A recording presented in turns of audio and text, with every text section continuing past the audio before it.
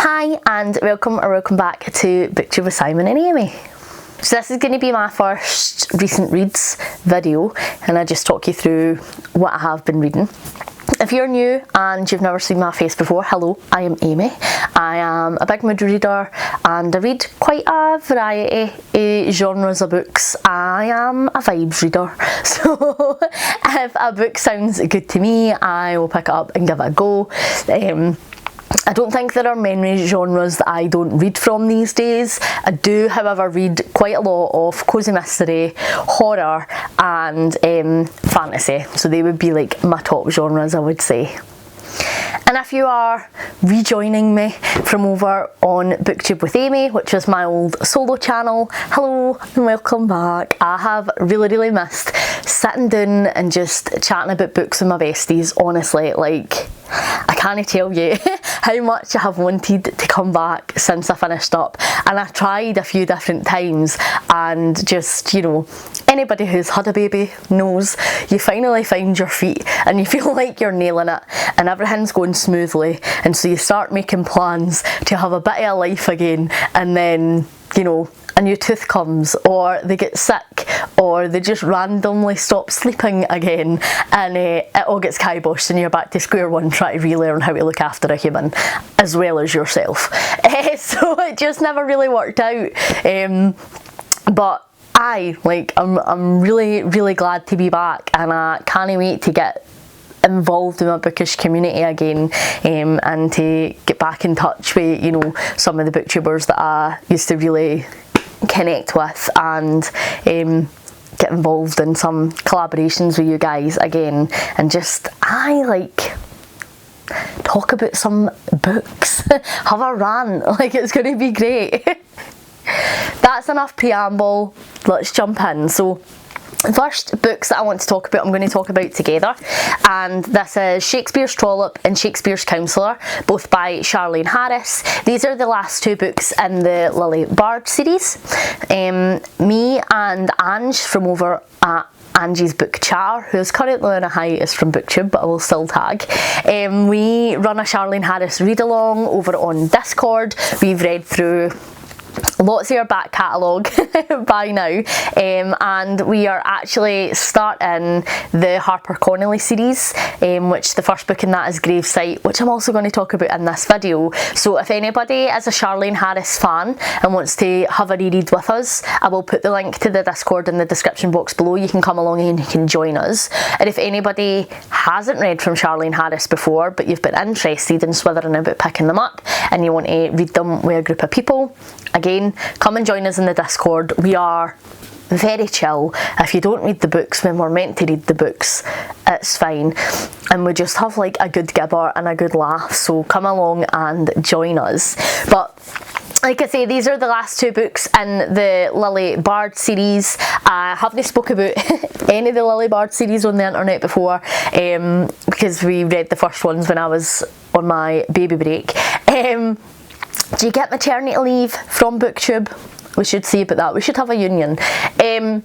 So Lily Bard, essentially, this is a cosy mystery series by Charlene Harris. It's set in a town called Shakespeare. Our main character is Lily Bard, who is a bit of a badass. She has had quite a troubled past. I'm not going to say what happened to her for spoiler reasons, in case anybody wants to have a read, but you know, her past has hardened her, and you know, she is this badass character. She's a cleaner for loads of people in the town, so she's got like her fingers on the pulses of loads of information, and like all cosy mysteries, she ends up at the centre a fair few murders and helps the town's detectives sort of figure out what is going on and who the culprits are.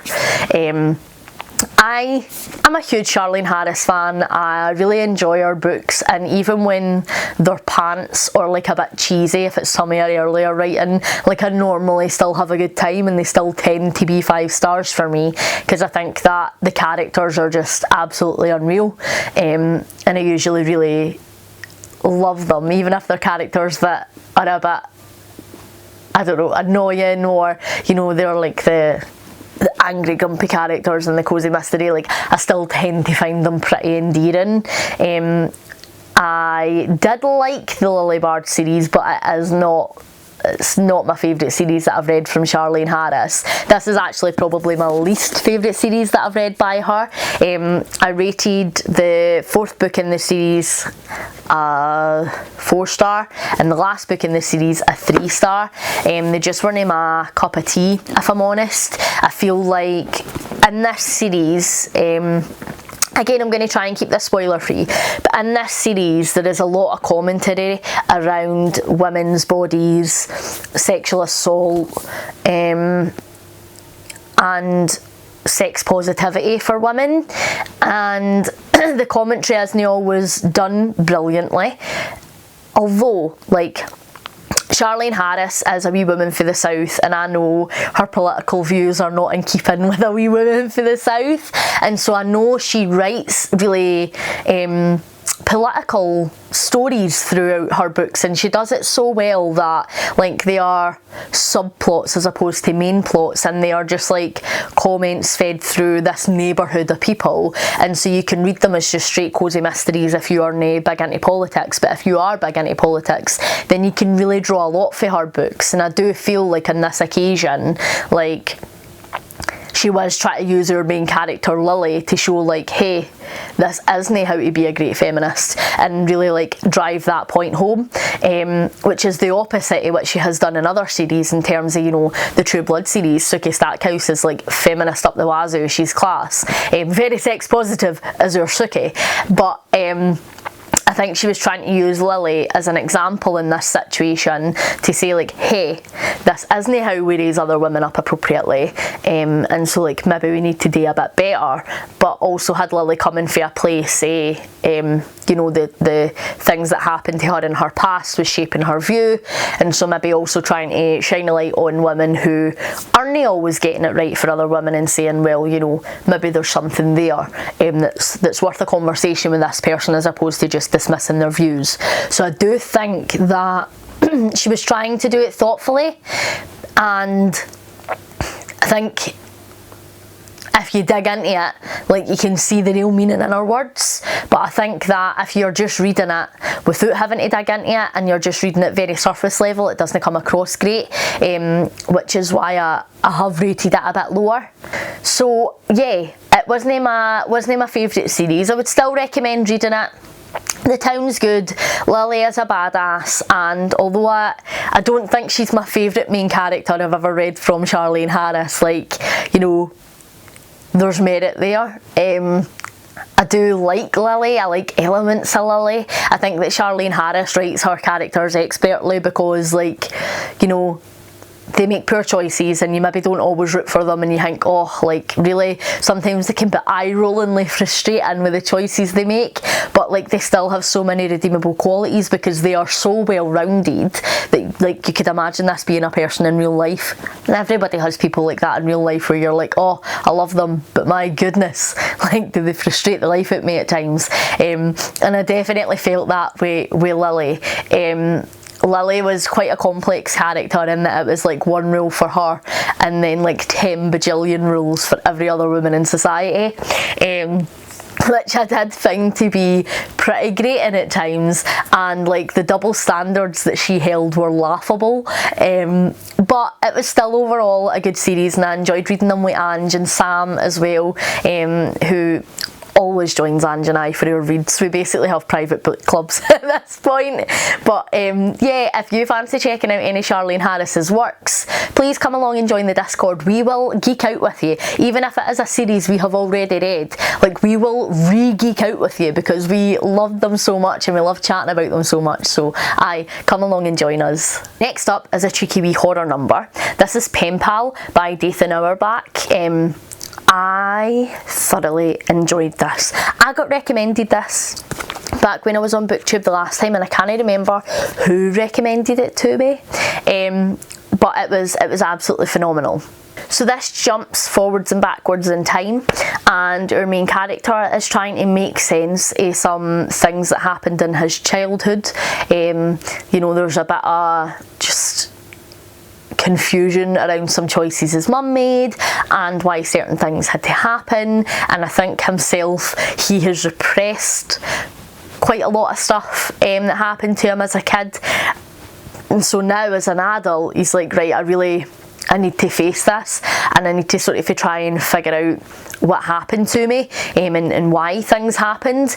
And his mum is not really up for discussing things with him. She doesn't really want to be open. She's quite closed off, and so that in turn impacts their relationship, because he's at this point where he's like, I really need to heal for this, so like, you need to be honest with me finally, and she just is pretty hesitant to do that.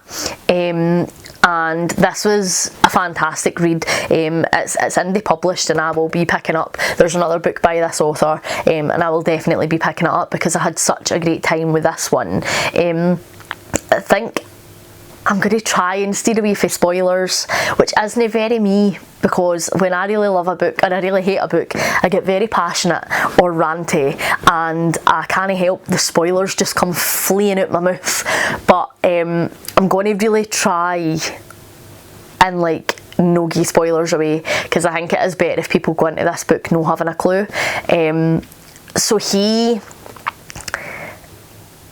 tries to piece all of these things for his childhood back together, and so we get him reminiscing stuff for his childhood, and then we get like him current day reflecting on those things as an adult and thinking about, right, well, why did this maybe happen. This book is super creepy.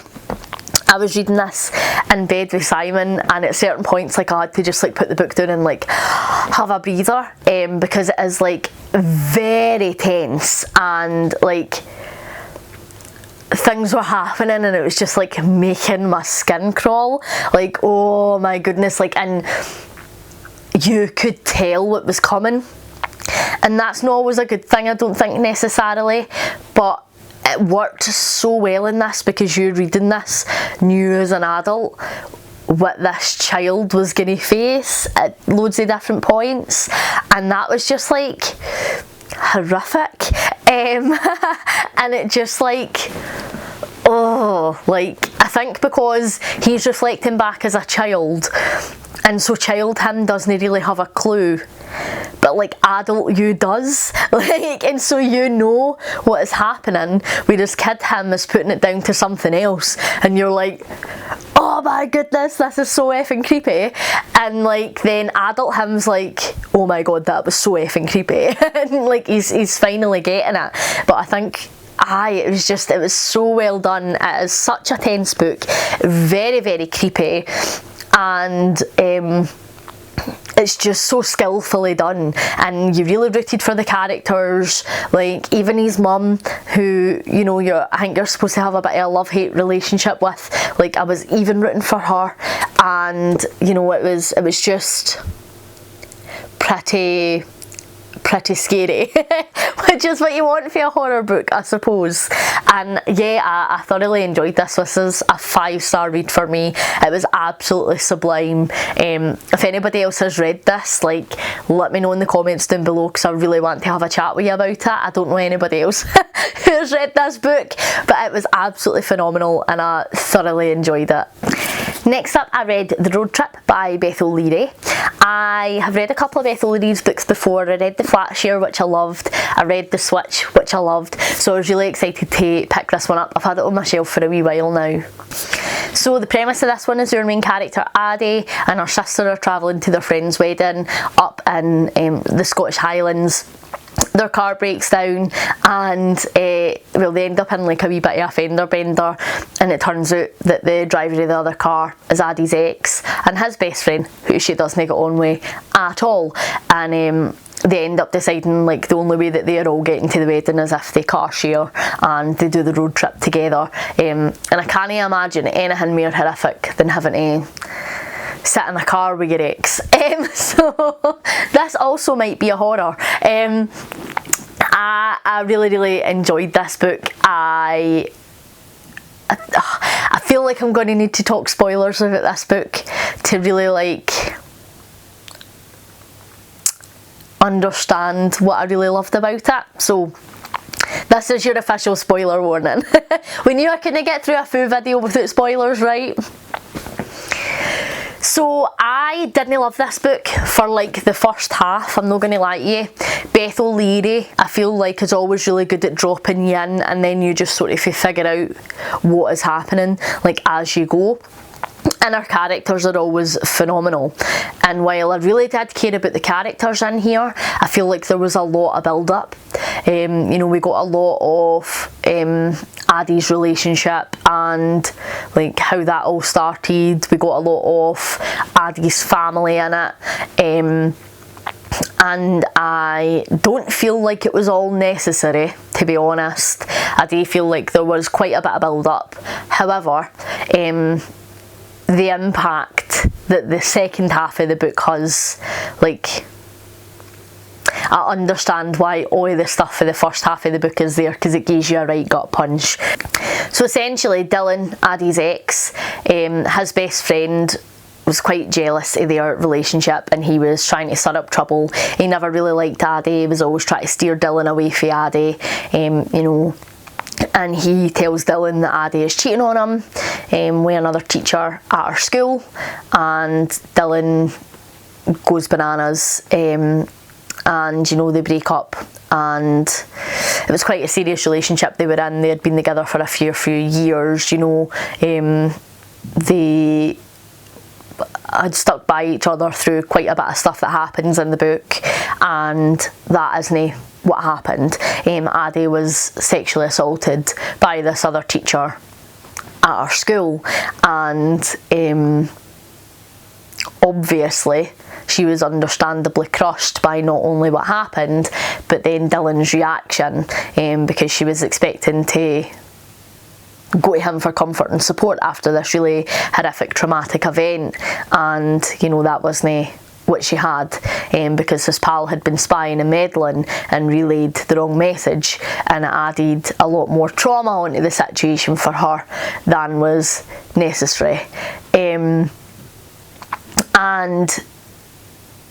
seeing these two characters sort of have to vie it out and deal with all their relationship baggage while in such a close space was really uncomfortable as a reader, but like in a good way. And I don't think that these two people could have sorted their mess out in any other situation, because I just don't think that either of them would have really confronted it. And so like all of this was really cathartic and therapeutic for them, which was like really nice to see. And you know, they go to their friend's wedding as people who understand each other a lot better, as more healed people, and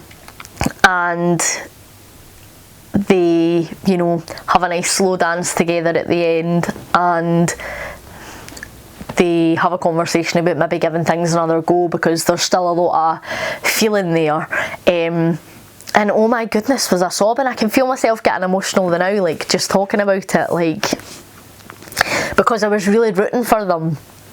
And like I say, Beth O'Leary, like, she just writes her characters fantastically, and I think that knowing everything that Addie went through, like, for her to get a bit of a happy ending at the other side, like, it was just really impactful. And you know, I think for Dylan to finally get it and understand his part to play in this, and you know, want to make it right, was just like really lovely. I thoroughly enjoyed this. It ended up being a 5-star read for me, even though the beginning was a bit slow, like I say. I'm not really a build-up kind of gal, but I thoroughly enjoyed this. I would highly recommend it. I would highly recommend any of the Beth O'Leary books that I've read so far, to be honest. I think Beth O'Leary has quickly become an auto-buy author for me, and like, they are new books, looking at them, that I would ordinarily pick up. I only picked up the flat share because of BookTube. So BookTube has massively opened my mind to different books that I might enjoy. But this was just, it was a really great book. It was really emotive.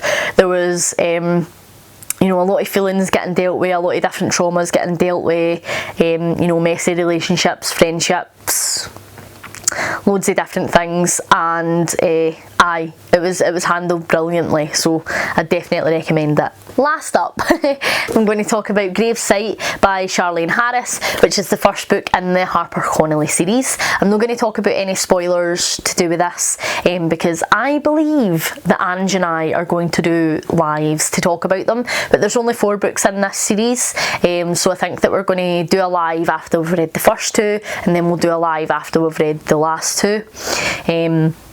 This is another trip back into Charlaine Harris's supernatural world, which is great.